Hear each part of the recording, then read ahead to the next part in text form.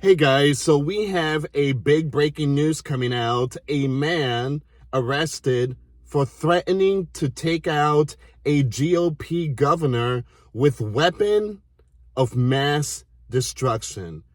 That's where we at right now, guys. We are seeing a lot of these threats going on, and there is high security for both the left and the right. We're talking about Democrats and Republicans. Have extra security ever since Charlie Kirk assassination. So we need to pray for these politicians. We need to pray for the governors, the mayor, the president. We need to pray for the Supreme Court. We need to pray for the House, the Senate. Again, we need to pray for each other in these tough times. So let's see what's going on here, guys. Do me a favor, hit that like and hit that subscribe. This link will be in the description box. In a chilling case of political extremism, a 22 years old, and this is a young kid, young people is the one that's causing these things. In very troubling times that these young individuals are doing these disturbing stuff. So in a chilling case of political extremism, a 22 years old New Hampshire man faces felony charges after allegedly posting online threats to take out newly elected Republican Governor Kelly using a weapon of mass destruction. The arrest, which occurred last month, underscores rising concerns about threats against public officials amid a backdrop of increasing political violence in the United States. Now, his name is Tristan from New Hampshire, was taken into custody on August 28th by police following a tip from his own roommate. So his roommate is the one that told the police that his friend is, planning on doing these stuff. So again, it's very important, guys. If you hear something, say something. Just like this roommate, he said something. According to court documents, Anderson used Snapchat to broadcast his menacing intentions, explicitly naming the governor, when he mistakenly referred to as the NH mayor. Excuse me, not the governor, the mayor, as his target. So I'm going to target the NH mayor Kelly with my weapons of mass destruction, Anderson wrote in one of his messages, or the messages, as detailed in the police report.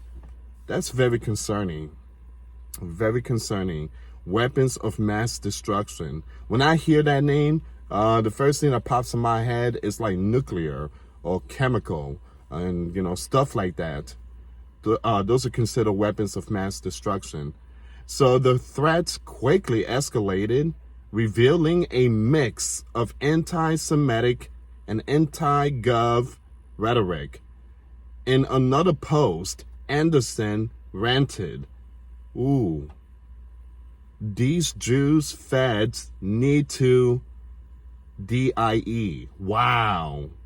Referencing to what he called the Israel deep state.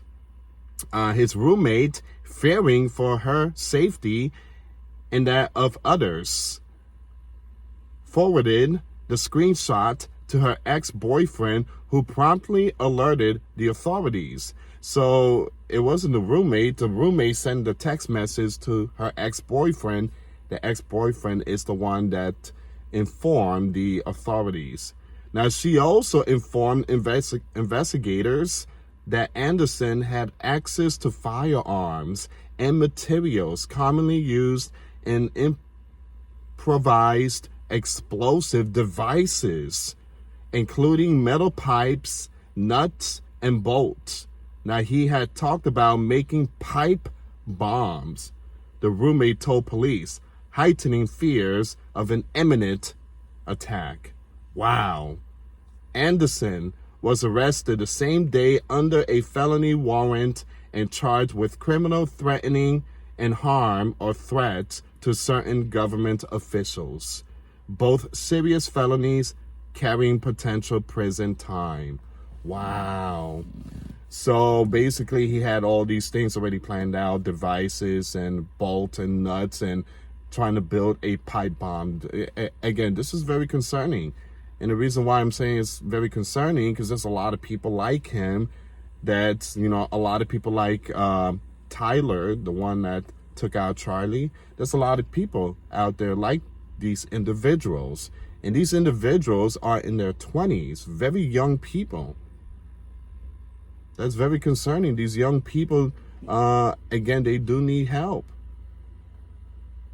Just ever since we have all these phone technology, everything's in the palm of their hands. They see these things, they hear these things. And, when it comes to politics, politics has taken a whole new ball game, a new level. It says here, he is currently being held without bail at the Merrimack County House of Corrections, with his next court appearance scheduled for November 20th. Prosecutors believe that the threats were motivated by retaliation against Ayotte, I think that's how you pronounce the name, prominent role in the state politics, though the investigation remains ongoing and additional charges could be filed as the case moves forward. Indictment. Now, this incident comes at a tense time for political figures across America. All right, so Ayotte, a former U.S. senator and the state's first female governor, was sworn in earlier this year, succeeding term limit Republican Chris. Now, she has made public safety a cornerstone of her administration, often touting New Hampshire low crime rates. In recent statements, she has addressed the broader issue of threats to officials, emphasizing collaboration with law enforcement. So we've been in discussion with state legislators about the security needs of public officials, and she noted in a prior interview, adding that any major changes would require legislative approval. The state safety officials have echoed these concerns, but reported no uptick in targeted threats against lawmakers. Chris Vetter, who oversees safety services at the New Hampshire State House, told the reporters that his team has not been notified of any specific dangers to elected officials or staff in recent months. The case has drawn commentary from legal experts who warn it could signal deeper issues of radicalization. Now, this arrest is part of a disturbing pattern of political violence. Just weeks ago, on September 10, conservative activist Charlie Kirk was assassinated at Utah Valley University in what family members of the suspect, Tyler Robinson, described as an act of radicalization. Such events have prompted renewed calls for enhanced protection for politicians, regardless of party affiliation, regardless if it's a Democrat or Republican. But this is very concerning times that we are living here, guys. When I read this news article and seeing that it's another 20-something years old individual, a lot of these people are in their 20s. Most of them still in college. So a lot of these individuals, it has something to do with politics. It seems like there's an issue going on here, guys, when it comes to political figure. The Democrats and Republicans, what they need to do is come together. There's always this attack going on left and right. You got these politicians, you got these political figures going at it and saying certain names and stuff like that, names that should not be mentioned. The left compare the right to Nazi. I mean, there's videos of it. There's videos, tons of videos. I mean, you got both sides just going at it, and then you have these young people on their phones just watching on TikTok or YouTube and seeing all these politicians going at it. The news media is also the big issue here. They've always been a big issue too. So look, we are praying for these young generation. They're growing up, and we're supposed to teach them the way of peace. Instead, we are teaching them how to act like Roman soldiers. That's crazy stuff there. Again, brothers and sisters in Christ, we need to go out and share the gospel to these young people. We need to help these individuals. We need to bring back God to America. Again, we need God. We need God back in this country. Anyway, guys, all this information will be in the description box. We're praying for peace. We're praying for peace and safety for our politicians, everyone. Okay, we are praying that everyone is in good hands, and that God protects us in these tough times. Thank you so much for watching, guys. Till next time later. Peace.